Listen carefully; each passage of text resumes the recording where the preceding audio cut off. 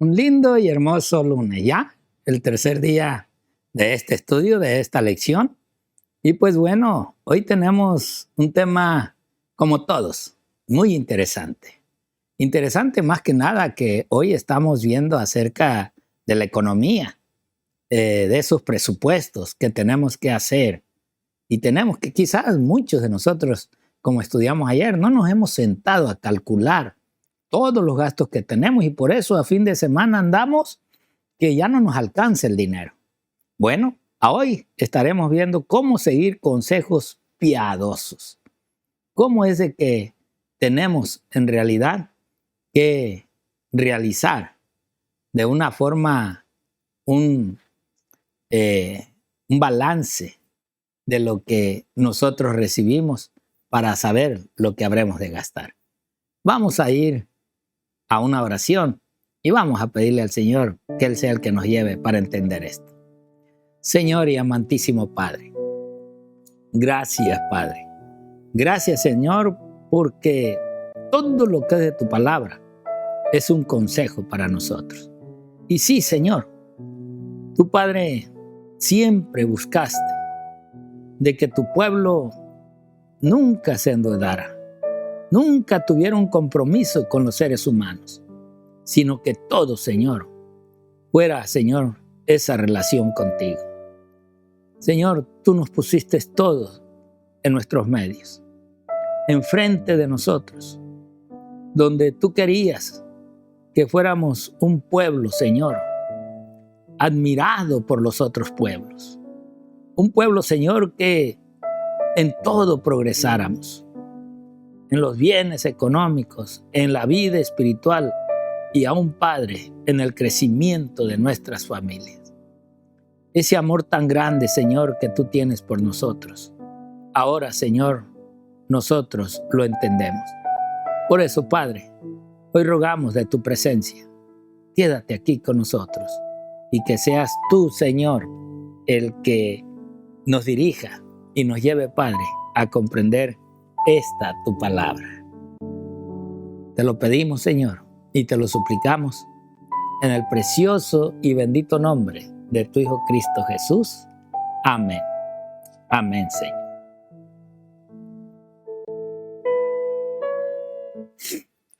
Bien, dice, voy a iniciar con, me gustó las palabras que dice el escritor de este folleto. Y dice, somos seres materiales y vivimos en un mundo material. Un mundo que a veces puede ser muy atrayente. Tendríamos que ser de acero y aceite sintético en vez de carne y hueso para no sentir ocasionalmente el atractivo de las posesiones materiales y el afán de la riqueza. Y es verdad. O sea, todo lo que nos rodea, todo lo que vemos, a veces hay deseos en nuestros corazones. A veces tenemos momentos de que ¿por qué estamos viviendo? ¿Por qué no podemos obtener más? Y a muchos ha llevado a desconfiar en Dios, a quitar la vista del Señor. Y si no la vista, pero sí los medios que Dios pide de sus hijos.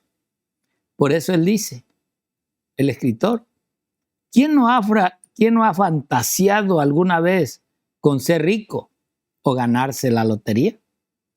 ¿Quién en un momento no ha deseado ser hombre o familia de dinero? ¿Cuántas veces, aún hoy en la juventud, pues se afanan por alcanzar los propósitos o riquezas que ellos creen o piensan que merecen? Y se dan, en verdad, a la vagancia o al deseo de las riquezas para cumplir sus propósitos. Mateo, el Señor Jesús, en el libro de San Mateo, en el capítulo 6 y versículo 24, Él fue muy claro en esa cita.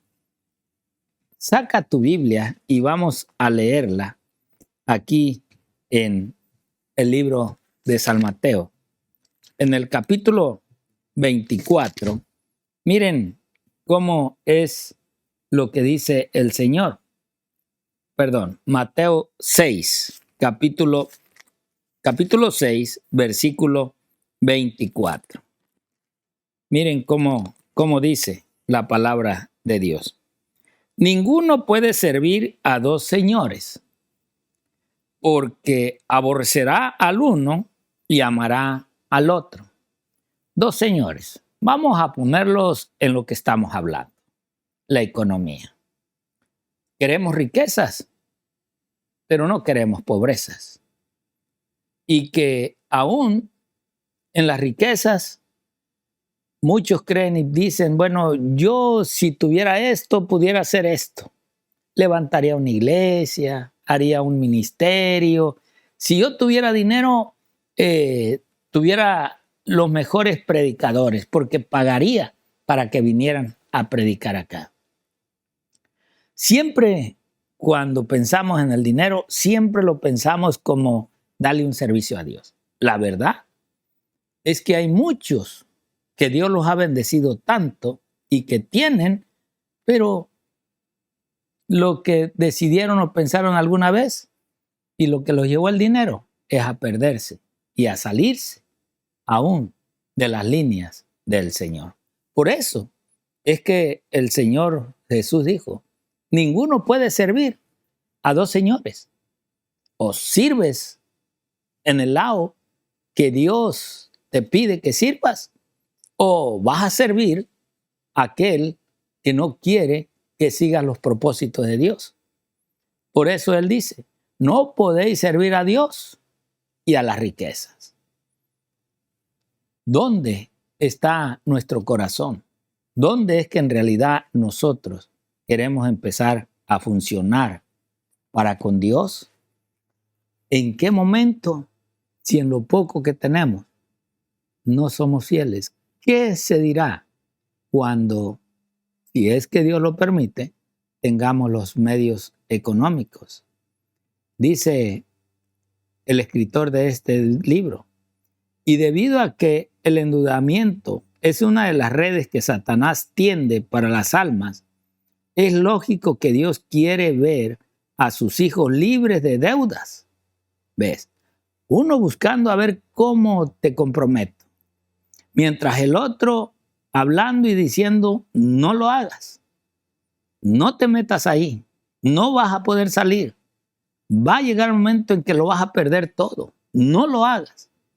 Pero es tanto nuestro deseo el tener más que otros o alcanzar lo que otros han alcanzado, que el enemigo también trabaja y busca y anhela que tú y yo nos endeudemos para después al rato no haya para la obra que Dios quiere que se realice y que Dios quiere que todos escuchen el mensaje, que todos en realidad escuchen el evangelio que fue salido desde el principio para el mundo entero. El Señor está al tanto de todos nuestros actos y aún de todos nuestros movimientos. Por eso es que el escritor de este libro dice, Él nos ha dado consejos en la Biblia y el don de profecía que nos guiarán a la libertad financiera. Los medios de los escritos de Elena G. de White también tienen muchísimos consejos de cómo nosotros podemos alcanzar los propósitos que Dios le tiene a sus hijos. Pero muchos aún han desechado los consejos del espíritu de profecía y los han rechazado porque sienten que a veces da duro también las palabras de ella, en cómo tenemos que usar, en cómo tenemos que dar para la obra de Dios. Pero aún los que tienen muchas veces ni les interesa dar. Por eso el salmista dijo esto allí en el libro de Salmos, capítulo 50. Salmos capítulo 50, versículos 14 y 15. Miremos cómo es lo que el salmista nos tiene. Sacrifica a Dios alabanza y paga tus votos al Altísimo e invócame en el día de la angustia. Te libraré y tú me honrarás. ¡Wow! Sacrifica a Dios alabanza y paga tus votos al Altísimo. Mira, todo cristiano, aún nosotros, más que nada como adventistas, siempre a la hora del bautismo nos piden aceptar los votos que se nos leen. Y ahí dimos testimonio, y ahí ofrecimos a Dios una alabanza y dimos un voto para nosotros llevar los caminos de Dios. ¿Cuántos han dejado de cumplirlos? ¿Cuántos hoy en día no dan el sustento ni para la iglesia ni para la obra de Dios? ¿Cuántos? Que porque me va a hacer falta, que porque debo acá, que porque tengo que pagar, porque si no pago, entonces me embargan todo lo que hoy yo tengo. ¿Y Dios? ¿Dónde quedó? Porque en el inicio preferimos meternos en deudas y en compromisos que quizás nunca debimos de habernos metido. Por eso, miremos el consejo que la sierva del Señor de Dios ahora tiene. Veamos, ¿qué nos dice la sierva del Señor en las citas de Elena G. de White? Miremos esta primera cita. Testimonios para las iglesias. Tomo 1.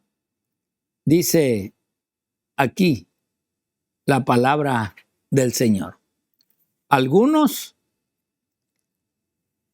no son bastante humildes para permitir que los que tienen más capacidad hagan cálculos para ellos hasta después que siguieron sus propios planes y se vieron en dificultades. Vean, primer consejo. No hay humildad realmente para calcular lo que Dios nos ha dado durante la semana o durante el mes o durante la quincena. No somos fieles en esos cálculos, porque ya dije en un estudio anterior, el primer compromiso que un cristiano tiene es con Dios. Es saber que a Dios le debemos el 10% de lo que ha llegado a casa. Y que aún el 10% debe de haber un agradecimiento. Y ese agradecimiento es la ofrenda que damos para las necesidades del local o la iglesia que se renta en todos los puntos. Y esas dificultades que nosotros nos vemos es porque no somos fiel con el dueño o aquel que nos dio el vigor para conseguir ese cheque para el hogar. Por eso ella dice, entonces ven la necesidad de obtener el consejo y el juicio de sus hermanos. Ahora, muchos que no pueden cumplir, en vez de buscar un consejo con Dios, van con aquellos que ellos creen que les pueden decir, está bien mi hermano, no, usted no se preocupe, no mi hermano, Dios sabe su necesidad, usted siga así, primero pague sus deudas y después le da a Dios lo que a Dios le pertenece. Mire, sencillo, ¿no? Nos gusta escuchar lo que queremos escuchar, pero la realidad de la palabra de Dios, pues eso vendrá después. ¿Y qué hacemos? En realidad lo que estamos haciendo es llevarnos a endeudarnos más y nunca darle a Dios lo que le pertenece. Y en más deudas estaremos cayendo con la sociedad o los prestamistas. Por eso dice, pero cuanto más pesada que al principio es la carga, los hermanos no deben recurrir a los tribunales si es posible evitarlo, porque así dan al enemigo gran ventaja para enredarlos y afligirlos. Y sería mejor hacer algún arreglo, aunque implique cierta pérdida. Ahora entendemos, es mejor arreglar una deuda y que al último de los casos, sí, vamos a tener alguna pérdida económica, o aún espiritual. Por lo tanto, tenemos que buscar a través de Dios la manera de solucionar nuestros compromisos y nuestras deudas. Porque muchos a veces tenemos tantas deudas que nos olvidamos, pero que al final del tiempo, más que haber buscado la manera de pagar la deuda, pues nos vamos a comprometer más. Porque ahora si debíamos 100, ahora van a ser 200, 300, 500, porque los intereses subieron demasiado por no haber pagado lo poco. ¿Por qué? Porque pensamos que eso era más necesario.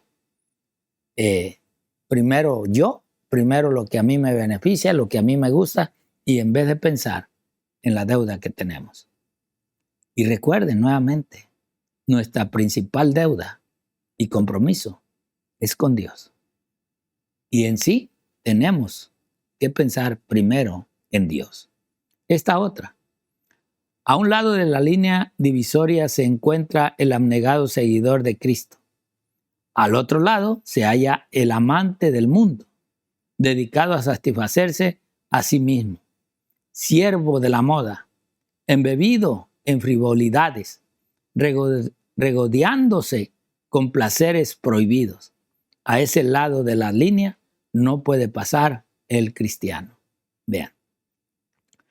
Y quizás algunos han pasado esa línea, pero en realidad del otro lado estarán aquellos que fielmente le dan a Dios lo que le pertenece, mientras otros buscan con lo mucho o lo poco que tienen, aunque tienen deudas, pues buscan su felicidad propia, buscan cómo satisfacerse ellos mismos para decirle al mundo que son felices.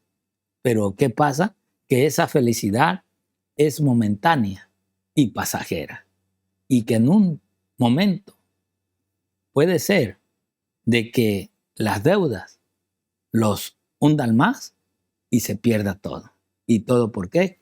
Porque en primer lugar se retiraron de Dios. No le dieron al Señor lo que le pertenece. Y ahora, pues Dios también, ¿no quieres? Se aleja de nosotros, nos abandona, porque son las decisiones que nosotros estamos tomando.